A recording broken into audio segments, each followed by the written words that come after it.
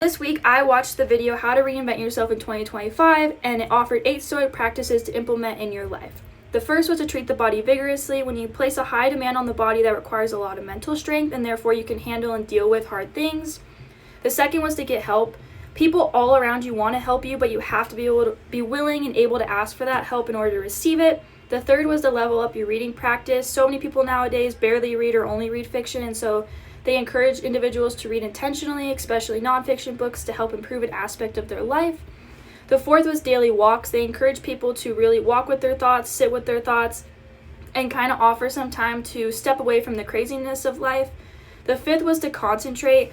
In a world that's constantly buzzing because of technology, they encourage you to be able to accomplish tasks distraction-free, which enhances your concentration.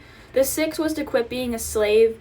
So many times nowadays we have things around us that have power over us, and so being able to cut those things off and allow them to not have power over us and further doing things that make us happy and fill our cup is important.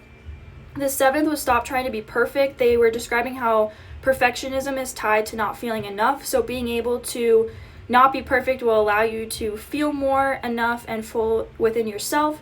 And finally, pick a word to live by. They were describing how having one central word kind of guiding your thoughts and actions is really powerful, and when you're struggling, to revert back to that word and remember what exactly it means and what exactly you want to accomplish with it.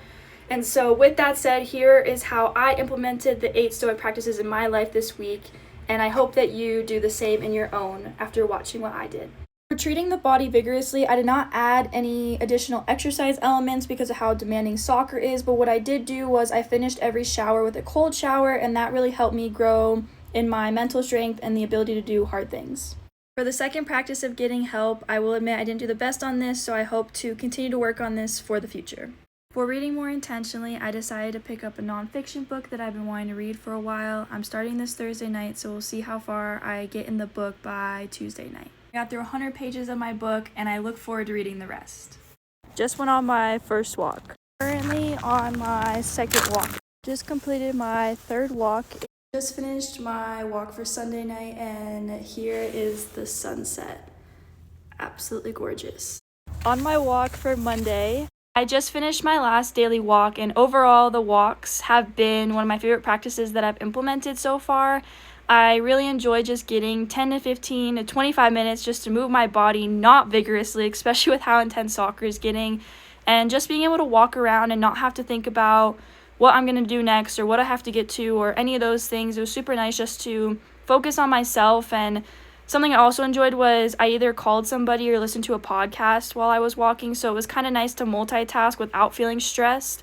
And so I was able to talk to my parents, my aunt, a friend, and I listened to 2 podcasts I've been wanting to listen to. So I highly recommend going on these daily walks, and I hope it's a practice I can continue into the future.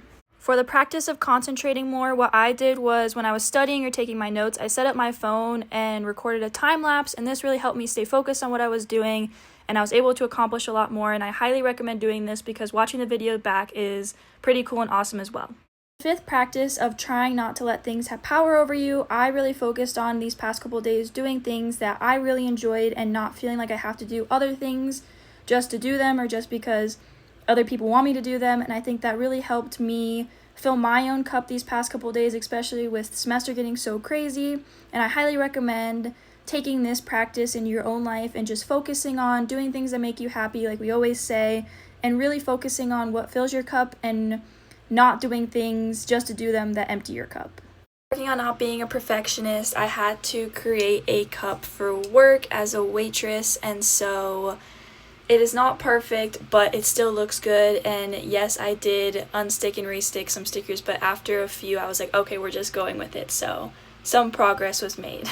The word that I have chose to live by after much reflection is purpose. I want to continue to have a purpose in everything that I do day in and day out, but I also want to always be reminded that I have a purpose in life and that it will play out how it's supposed to. So I'm hoping that this helps relieve some stress and anxiety that I have over fulfilling my purpose in life, while also like my future aspirations and things that I hope happen. And so to help remind me of this, I wrote the word purpose the top corner of my calendar. And so my hope is that every day I see that word and I'm reminded of my intentions behind it and the path that I want to take with my life, and remembering that there is always a purpose and I have a purpose in this life.